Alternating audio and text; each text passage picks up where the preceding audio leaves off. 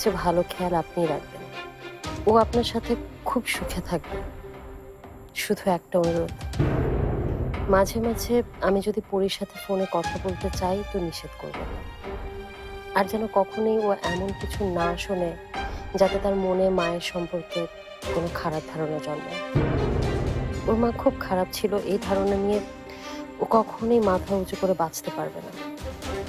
আমি চাই পরী সবসময় মাথা উঁচু করে চলুক।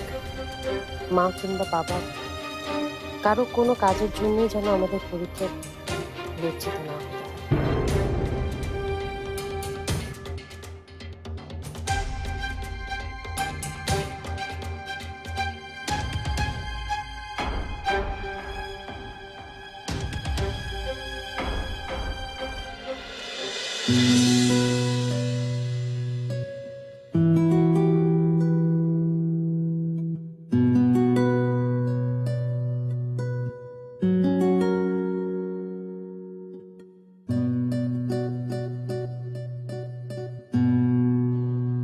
কি দেখছিস?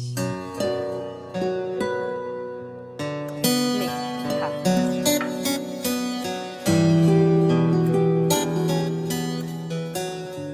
শোন, আমি ঠিক করেছি আমরা এখানে আর থাকবো না, কানাডায় চলে যাব। তোর চাচা মামারা সবাই তাই বলছে, আমরা ওখানেই থেকে যাব। ওখানে শুধু তুই আর আমি, তাই না? খুব ভালো হবে না? মা,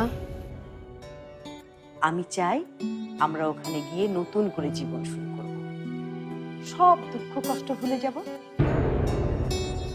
জীবনটাকে পাল্টে ফেলব। জীবন? আমার মেয়ের জীবনটা এত ফেলনা নয় যে যে কেউ এসে তছনছ করে দেবে। কেমন লাগছে কানাডা আইডিয়াটা বল? ফারহানের মেয়ের অপারেশন হয়ে গেছে, তাই না মা? হুম। তোর মেয়েটা এখন ভালো হয়ে গেছে না? নাবিলা শোন, বল না মা, কানাডা যাওয়ার প্ল্যানটা খুব সুন্দর না? আর ঝুমুর? ফারহান ঝুমুরকে আবার বাড়িতে নিয়ে এসছে, তাই না? আমরা শুধু শুধু কেন ওদের কথা ভেবে সময় নষ্ট করছি নাবিলা? আমি বুঝতে পারছি না। ও আবার ঝুমুরকেও বাড়িতে ফিরিয়ে নিয়ে এসছে, আবার ঝুমুরের সাথে সংসার শুরু করেছে। অনেক খুশি, তাই না মা? ও ঝুমুরকে অনেক ভালোবাসে। আর আমি যে তোকে ভালোবাসি, ঝুমুর ফারহান কেউ আমার কাছে ইম্পর্টেন্ট না, তুই আমার কাছে ইম্পর্টেন্ট নাবিলা। আমি খুব ক্লান্ত হয়ে গেছি মা, খুব ক্লান্ত।